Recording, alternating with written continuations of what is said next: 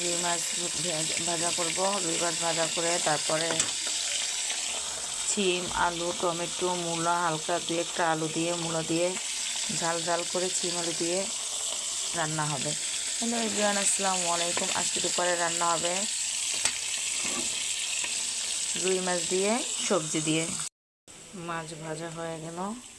মশলা এভাবে ভালো করে আদা, রসুন, হলুদ, পেঁয়াজ বাটা, মরিচ দিয়ে ভালো করে লবণ দিয়ে ভালো করে কষিয়ে নিতে হবে।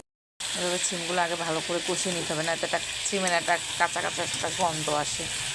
ভালো করে সিমগুলো কষিয়ে তারপর এরকম মশলা কষালেই হবে, সবজিও ভালো করে কষাতে হবে, না তো একটা কাঁচা সবজির একটা স্মেল বা ফ্লেভার বা গন্ধ যায় বলো তোমরা একটা আসে। তারপর আমি ঝোলগুলো ভালো করে কষিয়ে ঝোল দিয়ে দেবো। এভাবে হওয়ার পর এরকম টমেটো মাছ দিয়ে এভাবে ঢেকে রাখবো। হয়ে গেল আমার রুই মাছ তরকারিটা, সিম আলু দিয়ে টমেটো দিয়ে রুই মাছের তরকারি। কী কী খাবার চলে আসে, দেখো কতটা লোভনীয় হয়েছে, খেতেও সেই লোভনীয়।